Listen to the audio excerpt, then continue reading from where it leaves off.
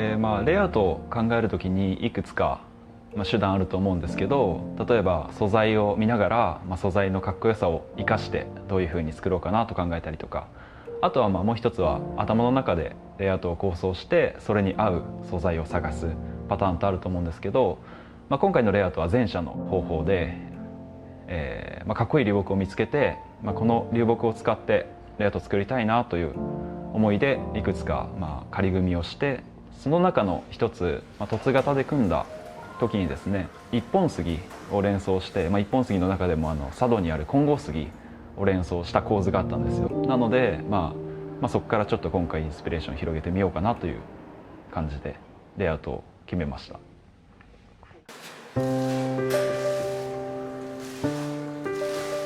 私が作業をする時に心がけていることはですね、早く正確にかつ綺麗にっていうところが、ポイントかなと思います。プロとしてやる上でですね、やっぱり作業の正確さだったりとか、あと綺麗に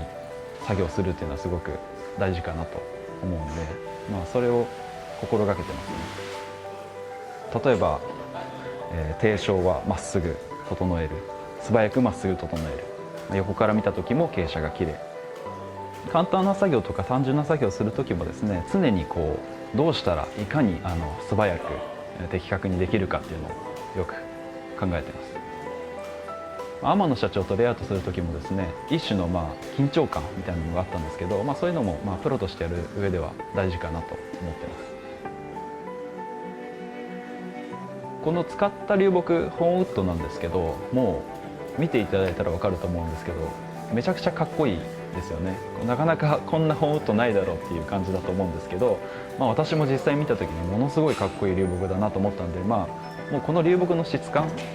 木肌の質感だったりとかをもうそのまま前面に使いたいなと思ったんで、ウィローモスもつけてるんですけど、最小限にしてなるべく木の肌が見えるようにして、植栽自体も緑で統一して、もう本当に流木が浮き立つようなレイアウトを目指しました。流木による岩組み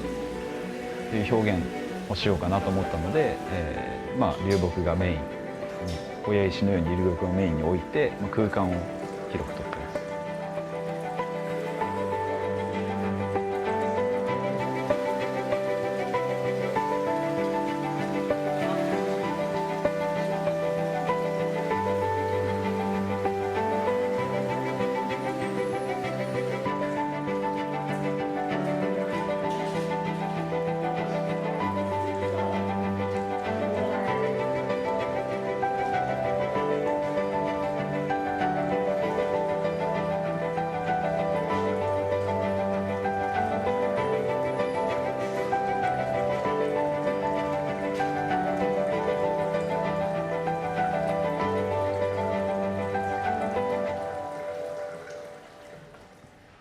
今回、レイアウトメインはやっぱり流木なんですけれども、すごい植栽シンプルにしてるんですよ。それなんでかというと、先ほど言ったみたいに流木がすごくかっこいいので、この流木を前面に押し出したいっていうのがコンセプトなんですけど、植栽がかなりシンプルなんですね。岩組みみたいなヘアグラス、かなり爽やかな植栽にしてるんですけど、下草のヘアグラスと背景のビビパラ、結構同化するような感じに見えると思うんですけど、それによって主役である流木がすごい浮き出る感じで植栽を考えてます。例えば自分で自然の中を見に行って沢を見たりとか森を見たりすると思うんですけど、通常だったらいろんなディティール、岩の質感とか岩についた苔の質感とか、着生した植物の様子とか、いろいろ要素として取り入れたいところなんですけど、金剛杉がやっぱりメインなんですよね。空間の中に金剛杉があるっていう、その周りにいろいろな植物はあるんですけど、もう金剛杉のインパクトがやっぱり一番見せたいところだったので、植栽としてもシンプルにしましたし、あとは見に行った季節が7月だったんですけど、金剛杉結構森深くにあるんでまだ涼しかったんですけど、なんで初夏の香りみたいなものを表現したいなと思ったんで、緑で統一して、かつちょっと爽やかに風を感じるような感じで、植栽する水草を選びました。ネイチャーアクアリウム作る時にじゃあこの写真この風景を見てじゃあその通りにここにこれを植えてこれを植えてって決めてってもいいんですけど、今回の考え方としてはですね、自然をただ、模倣する方法じゃなくてですね、自然のエッセンスを自分の中で解釈して、抽象化して、簡略化して、シンプルにしたこの表現が、ネイチャーアクアリウムの真髄かなという考えがあって、今回そういった感じでシンプルな簡略化した表現にしました。余計な要素を入れないっていうところですかね。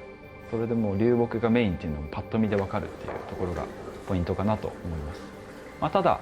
それだけだと単調になっちゃうんで、アクセントとして、バランス台を、センタープランツとして植えてます。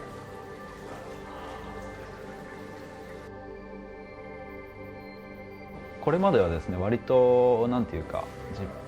インスピレーションだったりとか想像上のものを落とし込んでレイアウトするっていうの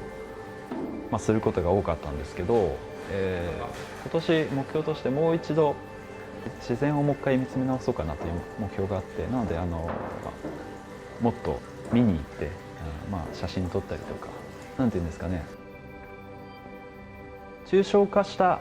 表現が私は結構好きなんですけど、レイアウトするときに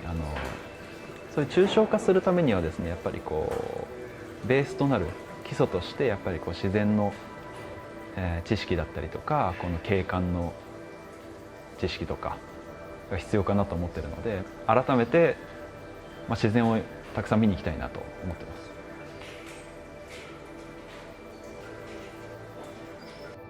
す。レイアウト作る時にプロのクリエイターとして作る場合はですね、やっぱりコンセプトだったりとか、何のために作るのかとか、あとは何を伝えたいのかとかを考えながら作ることがやっぱり大事かなと思いますし、それをレイアウトを作るたびに考えることによって自分のなんていうんですかね、自分の表現みたいなものが確立されるのかなと思ってますし、ADA 流じゃないですけどやり方だったり伝えていくのが目標であり、自分自身そういうのが好きかなと。ネイチャーアクアリウムを伝えるっていうところをこれからストロングポイントにできたらいいなとは思ってます。